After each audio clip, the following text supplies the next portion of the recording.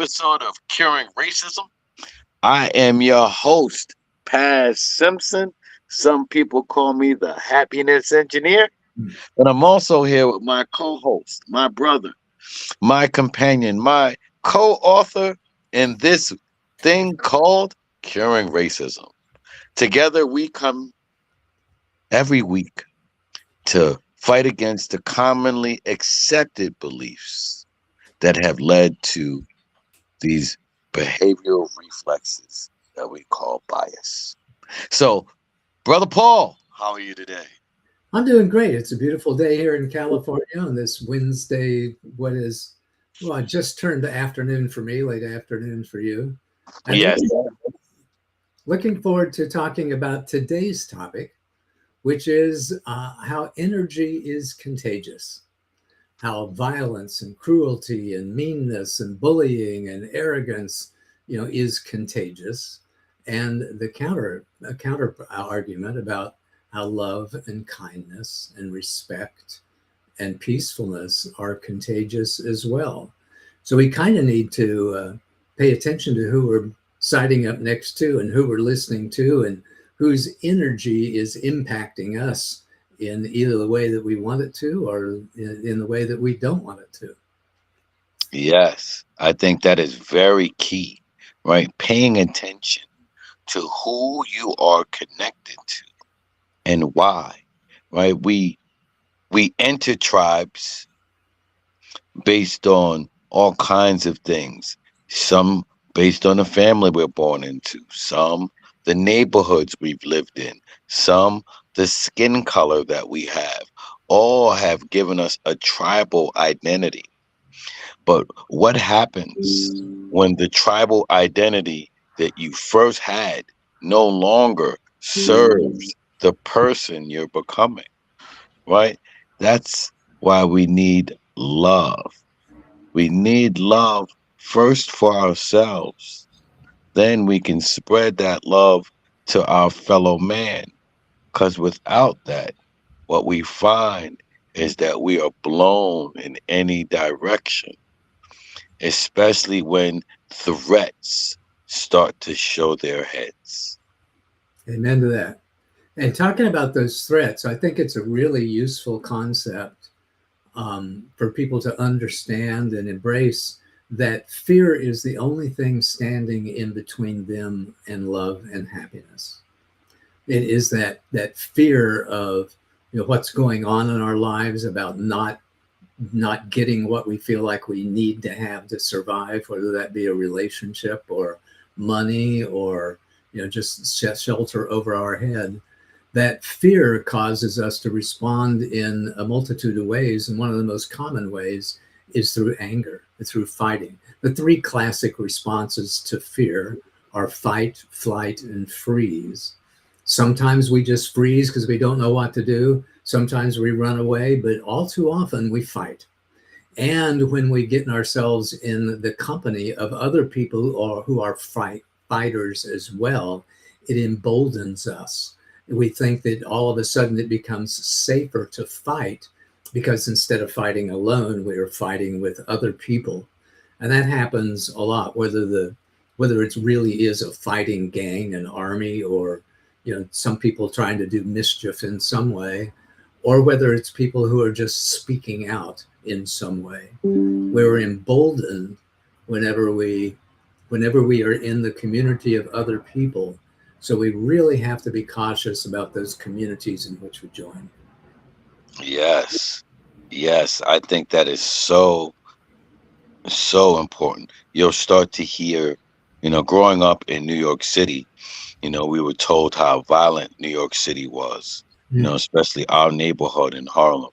I grew up during the time of the Central Park rape case when those young men were unfortunately arrested for a crime they didn't commit. Actually, Antron, who was one of the five boys, was my best friend at the time. Wow. Um, so we would hear things about how violent our neighborhood is, but paying attention, right, to the people you surround yourself with. My mother made sure that we were always in some form of activities. I excelled at basketball. My brother ended up excelling at hockey, and my youngest brother is a professional juggler. The Wow. reason I point these things out is the two younger siblings have never had a fight, Mm. right?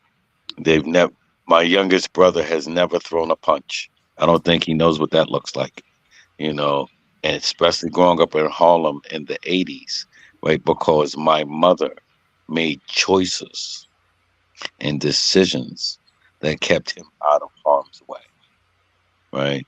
She kept him in activities and things. And and she kept him surrounded with kids who didn't want to fight, right? That, the way they fought was throwing, bean bags in the air, become the best jugglers, right? So, who are your peers, right? And what are they inspiring you to do, right? I say that also because my peers, unfortunately, were the drug dealers. Mm. Right? So although my brothers weren't fighters or weren't into any of the mischief, I was, right? My peers are now coming home from prison. Mm. And it's different, because our life has been different in these last 20 years. 20 years ago, we knew each other very well. Some of them are coming home from serving 17, 18, 19. My one brother from another mother just came home from serving 27 years in prison. Wow. Right? So being in the right groups. And then he served 27 years in prison for a crime he didn't commit just because he wouldn't tell. Mm. Right? So being in the right groups really matter. Right? We're seeing in America right now, and I'm using my practical life for those who need to see how that can happen in real life, but we're seeing it happen right now across the world, right? As America is siding with Israel. I'm not going to say whether it's right or wrong because I don't want to be in the political fight of it. But right now, what is wrong is someone's dying, right? Whenever we go to war, wherever we follow an insurrection, someone is dying, whether whether we know them or not. Someone's lost a parent, a child, a grandchild, a friend, a brother, a sister that will no longer be here to tell a story or impact their legacy because of decisions of others. Hate can go a very long way. And you were talking about fear. I think when we talk about fear, we have to really see that fear most times is false evidence appearing real. And as we examine our fears, we can not only dissipate the fear, but we can empower it with love, right? If Paul only saw, the brash human being I was 11 years ago, right? Even though I may have done it with a smile, I was still rather brash, right? We may have never gotten here, right? My aggressive tone may have allowed him to shirk back instead of pushing forward. And I love that, Paz. And one of the fears that we all need to overcome is that fear of making friends or being in company with people who don't look like us, talk like us, dress like us, maybe even don't think like us.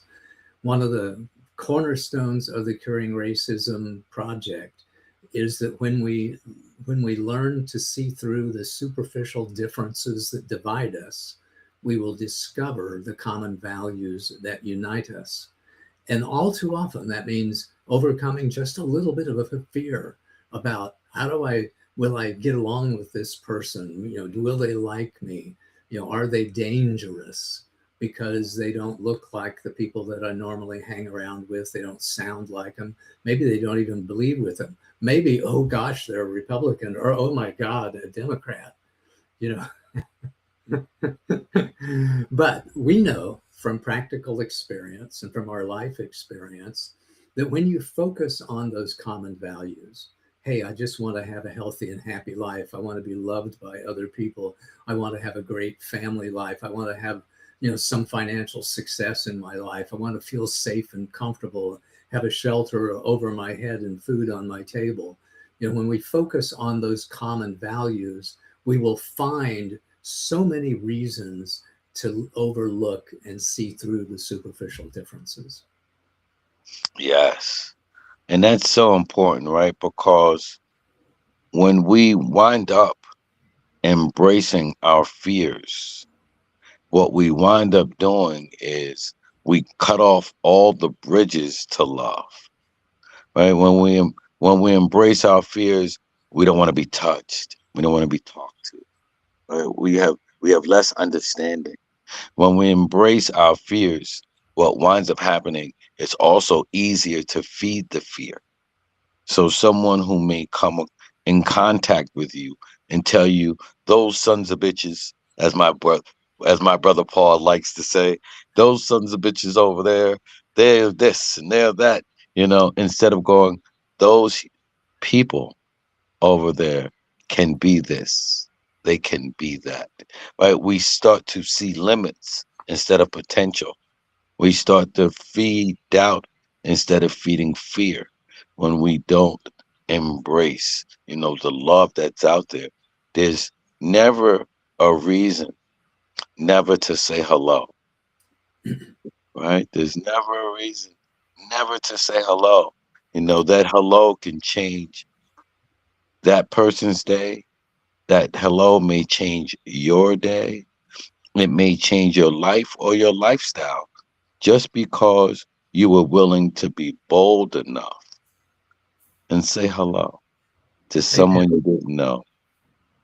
So I just want to encourage everybody to take a look at the people around them. Are you surrounded by angry, mean people who just want to do violence or be cruel to other people?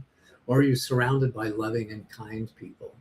If you're a member of a community that preaches violence and anger, no matter what that community is, I encourage you to find a different community. If it's your family, people that you really can't and really, I don't think, should just abandon in some way, then find a community that is embracing. Find a community that talks about health and happiness and love and kindness and wisdom, and feed off of the energy that they have to provide so that you can better withstand the environment in which you have to live.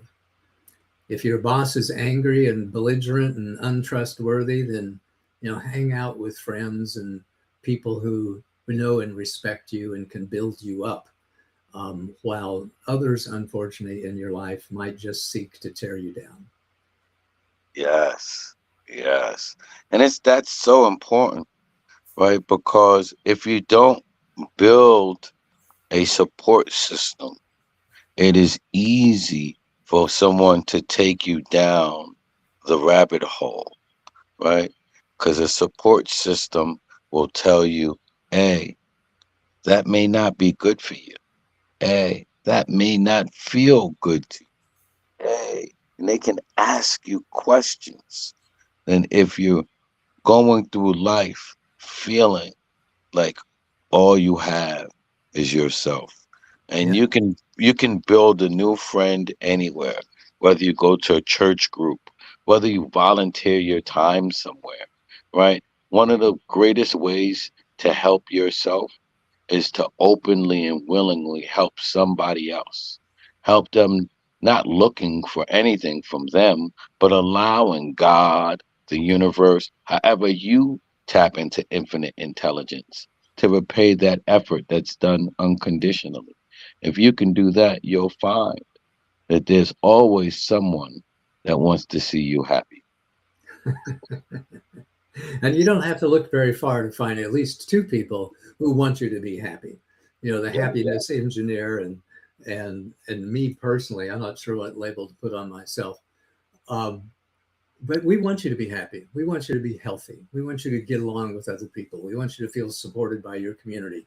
We want you to be loving, kind, and wise people, to be people of respect and integrity and courage and optimism. We want you to be that.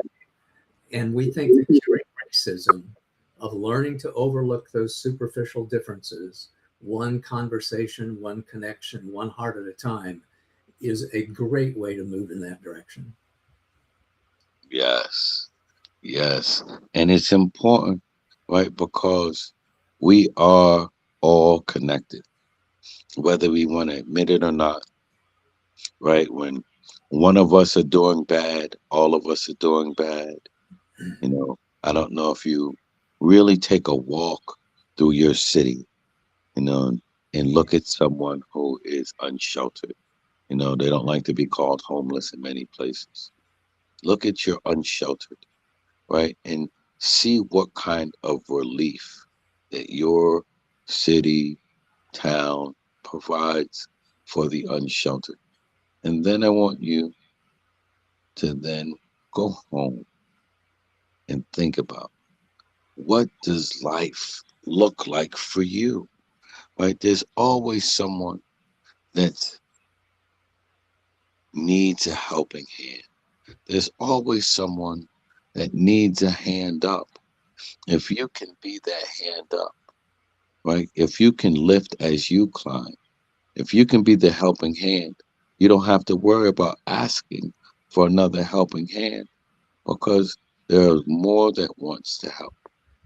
But when we sit back and we allow the pressures of the world to make us see people other than the humans that they are, then we have situations like a January 6th, or more importantly, situations like the Holocaust, or longer situations like slavery, because someone wasn't bold enough to say, this isn't right.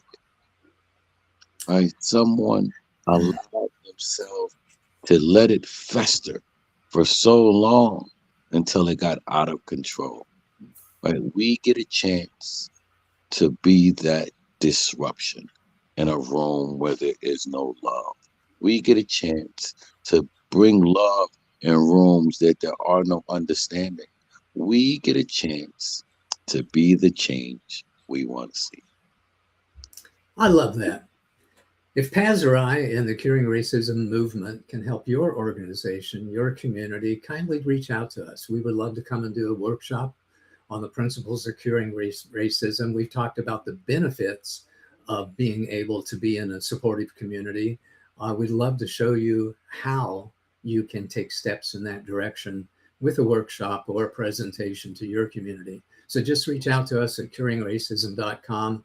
We'd love to have that conversation and help you understand what we understand, that there are beautiful, loving, kind, wise, wonderful people with all kinds of different shades of skin, with all kinds of different races, and with costumes and temples and synagogues and churches that they belong to. Let us help you with that diversity education so that you can have stronger teams, so that you can have a more powerful community, and you can get the loving support that you need. Yes.